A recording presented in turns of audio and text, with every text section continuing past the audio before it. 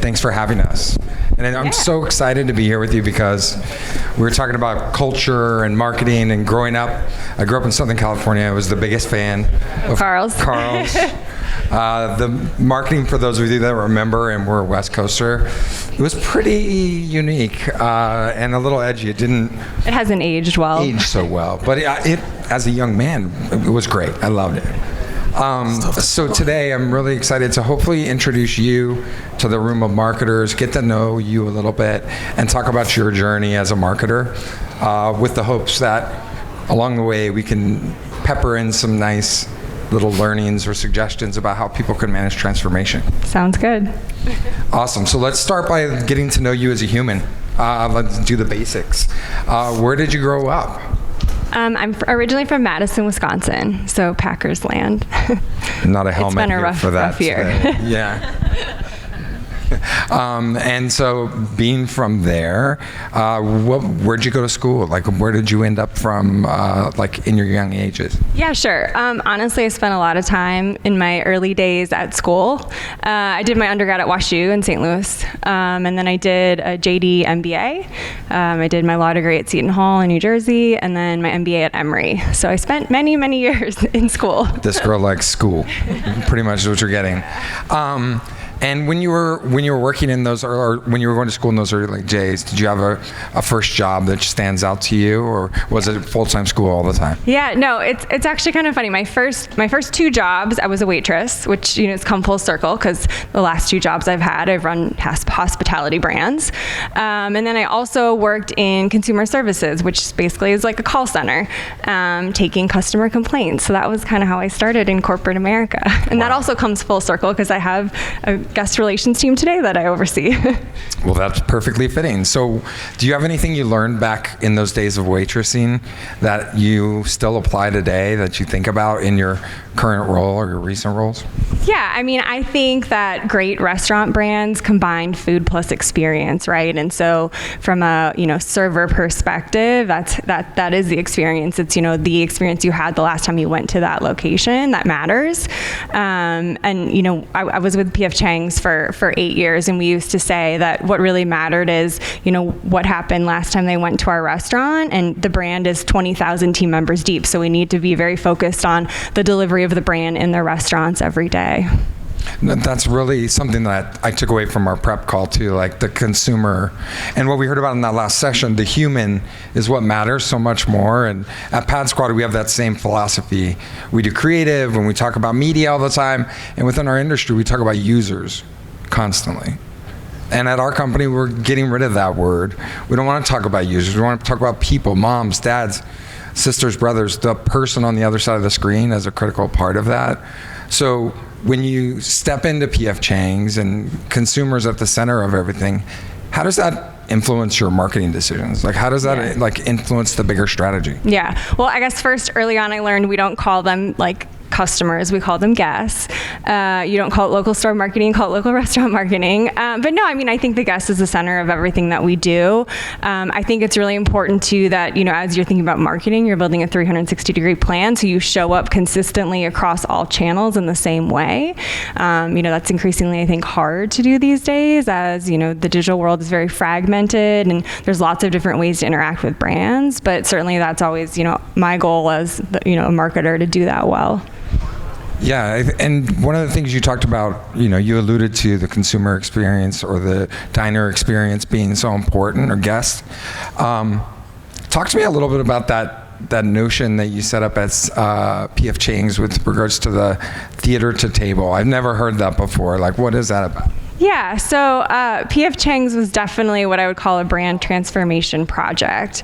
I was there for 8 years. I would say that the business that I joined, I would describe as a sit-down Chinese chain restaurant. Today, they would describe themselves as an omni-channel Asian culinary brand. That's like a very different thing. It's a little bit of a mouthful. But yeah, I mean, it sounds fancy, right? But no, I mean, and I think, over the years that I was there, one of the things things that we spent a lot of time doing was extending the brand, not only elevating the brand, so trying to make it feel like, a high-end Asian restaurant, but at, a casual dining price point, and getting out of some of those casual dining price wars. And so really trying to focus on the experience in the restaurant, a core strategy around what we called theater at the table. So menu items, dumplings that come out on a sizzling platter, cocktails with smoke rising from them, things like that, that really, I think, were central to the DNA of the brand when it was first founded, and maybe got lost a little bit along the way. So really trying to bring that back. So I think that was certainly a component of it. And then the other piece, I think that, we spent a lot of energy building was extending the brand into other channels. So specifically, off-premises dining became a huge piece of our business. We were actually DoorDash's first national restaurant brand to sign with them. And so we're early on in that game. It played to our advantage. And so it was not just a dine-in restaurant anymore. It was takeout, delivery, catering. We had a very large consumer packaged goods business that I oversaw there. So it just extended. And so the idea was, how do you own all things Asian, wherever we're playing within food. Yeah, I think that's so cool. And who's eaten at PF Chang's before? Did you guys know that there's like a James Beard award-winning name associated to that? That's crazy. Yes, it's a fun backstory. It's a very fun backstory. So our co-founder's mother, Cecilia Chang, is really credited with bringing Asian food to America back in the 1960s. She had a restaurant in San Francisco called The Mandarin, and was actually discovered by one of the food critics from the New York Times, and really that was what propelled her to fame. So she was really a culinary icon in her own right, a James Beard Lifetime Achievement Award winner. And really inspired then her son, Philip Chang, to co-found PF Chang's in the early 90s, along with Paul Fleming of also restaurant fame. And really the idea was how to bring accessible Asian to mainstream America and do it in a little bit more approachable way than his mother's concept was much more fine dining. And so that was how PF Chang's was born. It was actually started here in Scottsdale. In Scottsdale, I didn't know that. That's cool. Yeah. Speaking of awards, you actually earned your own award as a woman technologist in restaurants, right? Yes. 2021? Yes. And that had something to do, imagine, with this like technology emphasis on bringing you to DoorDash and bringing you to delivery, right? Yeah. What do you give as credit, whether it's practical or strategic, for being able to be that first mover? The pandemic was so hard on so many restaurants. Yeah. Like, what do you give credit there? Yeah, I think it was just a maniacal focus on the consumer, and we saw that the guests were changing how they were using restaurants. I actually remember very vividly in 2014, I was in our Palo Alto restaurant, and we saw a line of people out the door waiting for food orders. And this was before DoorDash was really a thing, and so they had placed it on someone else's behalf and had jacked up the prices, and it was just a very interesting dynamic. And so the thought occurred to me to we need to get ahead of this. Let's figure this out. Clearly there's some demand here that we are not meeting, or there's something we need to do in a more organized fashion. And so that's really where it started. And then we spent a lot of energy building our tech stack and doing it in a way where I call it UX as a service. So really building a model that was integration heavy, API dependent, but you got a relatively customized experience for not a custom cost. And for us, the size of the business that PF Chang's was, that was definitely the right approach. And it really served us well. So got out ahead of it, had spent a lot of time, building an app, having an online ordering system that worked, that could throttle, that could do a lot of the things that I think when the pandemic hit, restaurant brands were searching for immediately. We were kind of a step ahead of that. So it really served us well, and I think was part of the growth story for the last couple of years for the brand.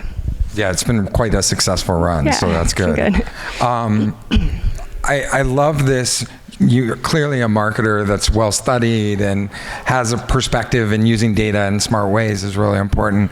But the other thing that you'll learn about our friend here is that ROAS is so incredibly important, and that came from your time at PF Chang's, right? So tell me a little bit about how that became a center of excellence in terms of your marketing practice and the way you look at the world? Yeah, sure. So I would say that, the ownership at PF Chang's at the time are finance people through and through. And I think one of the things that I needed to do to be successful in that type of an environment is really speak their language. And so we spent a lot of time building and historically the marketing budget was always very digitally forward. We spent most of our dollars on digital, but really spent a lot of energy building what I call a return on ad spend model. So we could track literally every ad that would go out the door, and then I could quantify exactly what it was delivering for us. And I would say, with online orders, that's really easy to do. With footfall attribution, a little bit trickier, a little bit more of an investment, particularly as some of these platforms, I think, have moved away from that as, data and privacy and all those things It's a bummer. are in the mix. So, it was definitely a tricky thing to do, but really trying to get there to, our best guess possible, or at least an approximation that we felt good about, so that we could then, refine the approach, optimize the mix, and really look at it in real time every month and change the model if we saw, if something was converting better, we'd move money over there, that sort of a thing. Yeah, that's cool. So clearly successful run, PF Chang's, getting to my favorite part, Carl's Jr. and Hardee's. How you were CMO there, you had a great run, everything's going well. How'd they convince you to move? What drew you over to CKE? Yeah, well, they recruited me, but I would say I was just ready for another challenge. I get bored easily. So, I'd been with Chang's for 8 years, and I think this has definitely been a challenge. So I am down the path on, brand transformation. For another brand transformation project, yes. And so, you've been there several months, getting your feet under you. What's it been like thus far? Yeah, it's been wild. There's a lot to do. I would tell you, so it's an interesting dynamic, and it's intellectually very interesting because I have these two brands. So I have Carl's Jr. and Hardee's. And for the good portion of the last, call it 20 years, these brands have been marketed together. And so are regional, but sort of not. And it's very confusing to me as a consumer. And so one of the things that I am down the path on is actually separating the brands. Because when I spend a lot of time looking at our data, our research, who our customer is for each of these different brands, it's very different actually. So Carl's, big provocative burger occasion. Lance was trying to go to the Carl's, yeah. LA-centric, skews very heavily Hispanic. So that's kind of what that brand is about in very short way to describe it. Hardee's brand, actually really different. So legacy QSR brand, actually really more of a breakfast occasion than anything else. Very Southeast dominant in the footprint, how it manifests.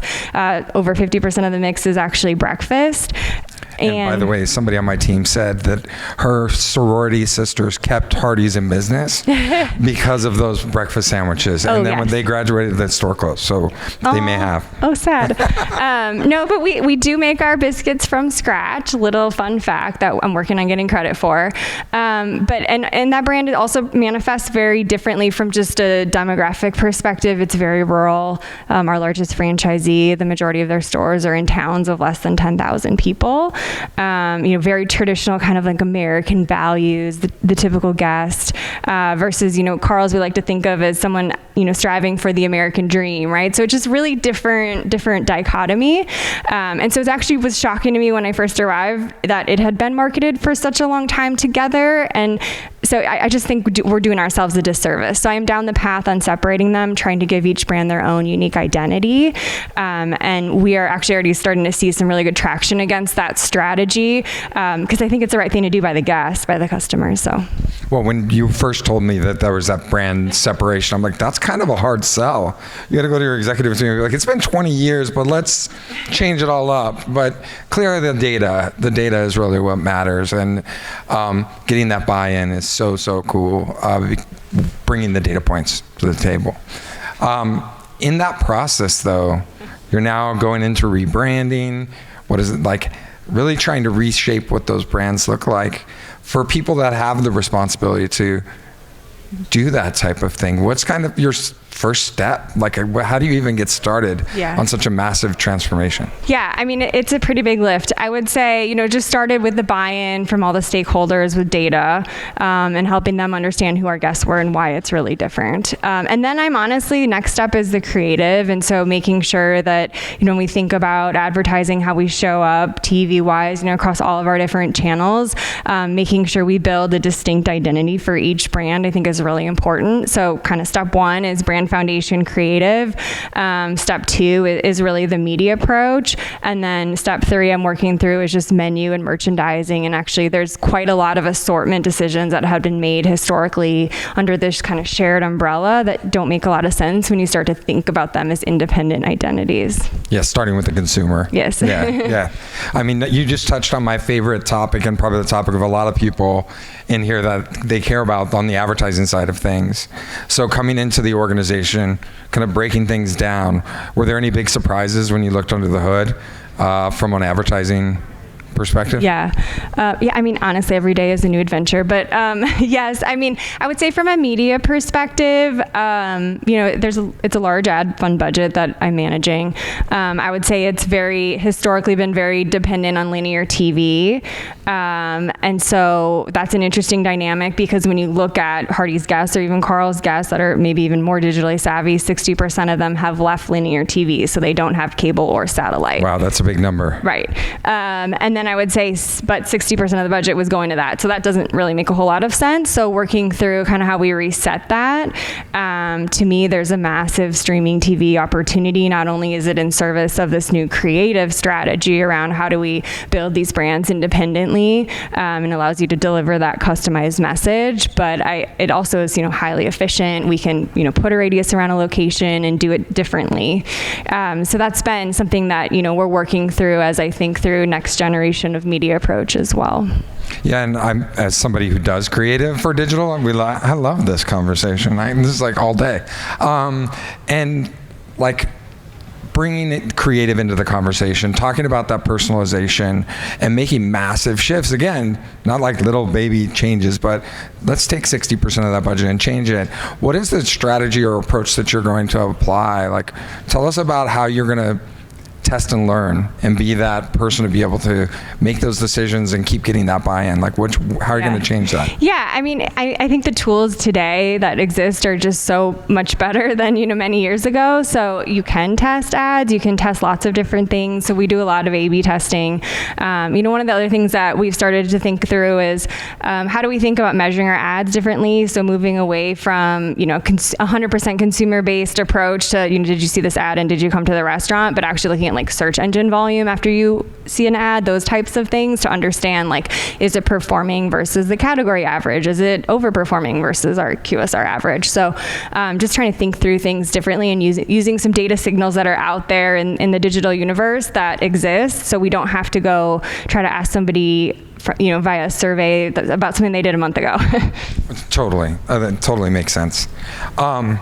On that attribution path and thinking about that, one of the things we talked about with PF Chang, was that you had great loyalty programs and you had a lot to tap into. So other marketers in the room could have some of that as well. But at CKE, not so much.